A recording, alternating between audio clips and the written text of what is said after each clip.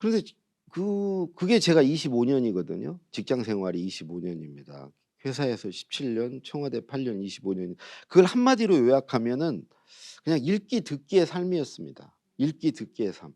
남의 말 듣고 남의 생각 읽어서 남이 원하는 것을 만들어 주는 삶. 그래서 어떻게든 그분이 기대했던 것보다 좀 더 나은 걸 만들어서 기대 이상의 것을 만들어서 더 인정을 받고 그걸 통해서 내가 더 위로 올라가고 이런 삶인 거죠.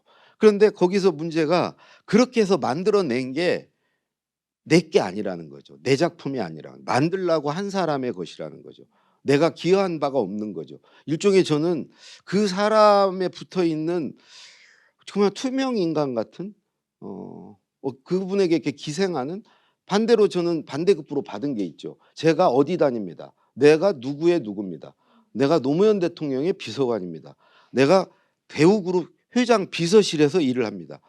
그걸 받는 반대급부로 대신에 그 사람 앞에서는 저는 아무것도 아닙니다. 제가 한 일은 없습니다. 다 시키는 대로 했습니다. 그게 사실이고 이거는 당신의 작품입니다.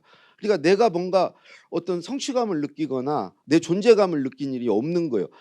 내 존재감을 드러낼수록 위험해진다고 저는 생각했습니다. 내 위에 층층이 있는데 내 위에 분 말고 그 더 위에 분이 내 바로 위에 분을 제끼고 나를 찾았을 때 나란 존재를 알았을 때 나는 이 바로 위에 분에게 엄청 위험해진다는 걸 알았거든. 그러니까 저는 없는 사람처럼 이 바로 위에 사람 뒤에 숨어서 있는 거죠. 대신에 그 위에 사람이 저를 잘 챙겨주고 고마워하고 그래서 또 해서 그 덕으로 인제 저는 살아가는 삶을 50살까지 했습니다. 근데 그게 인제 한계에 부딪혔어요. 뭐 여러 가지 이제 취직도 안 되게 됐고 그 정권이 인제 바뀌고 하면서 직장을 더 이상 다닐 수 없게 됐습니다. 그러니까 어찌 보면 이제 읽고 듣는 삶에 종지부를 찍을 수밖에 없었어요. 그때 인제 뭐 위암 선고도 받고 뭐 세상이 나를 거부하고 안 받아주고 그런 데에 대한 그야말로 억하심정도 있고 그래서 더 이상 제가 뭐 아내는 그 당시에 인제 월 200을 벌어오라고 그러고 근데 제가 200을 벌려고 할 때 200을 벌 수 없는 사람이라는 걸 또 알게 됐고 생각해 보세요. 25 년을 남이 시키는 일만 하고 남의 일만 하던 사람이 그러니까 한마디로 반사체로 산 사람이 무슨 빛을 내겠습니까? 어떻게 발광체로 살 수 있겠어요?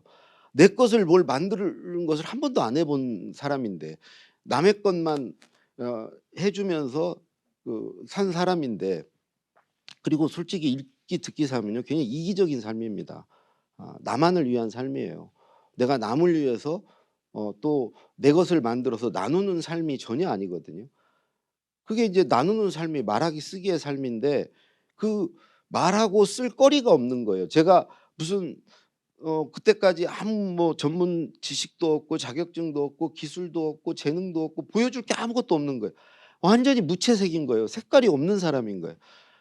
그래서 인제 50살에 인제 나와서 52살부터 인제 공부도 시작하고 말하고 쓰기 위해서 내 콘텐츠를 만들고 이렇게 그 콘텐츠를 이렇게 보여주는 그야말로 이제 말하기 쓰기 삶을 시작했는데 와 너무 좋은 거예요. 그때 내가 비로소 깨달았습니다. 그전까지는 읽기 듣기 입력만 있고 출력이 없는 삶을 살았구나. 통하지 않는 삶을 살았구나. 들어오기만 하고 나가지 않는 삶. 들숨만 있고 날숨이 없는 그럼 얼마나 답답하고 숨이 막힐 것 같았겠어요.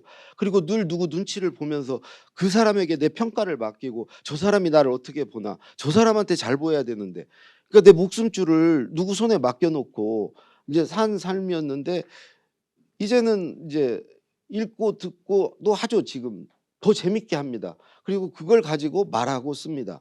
그러니까 읽기 듣기 들어 입력과 말하기 쓰기 출력이 이게 통하는 삶이기도 하고 말과 글을 통해서 사람들에게 뭘 나누는 삶이기도 하고 그야말로 말과 글을 통해서 내 생각도 보여주고 내 감정도 표현하면서 정말 존재감 있게 '나 여기 있다고. 나 이런 사람이라고.'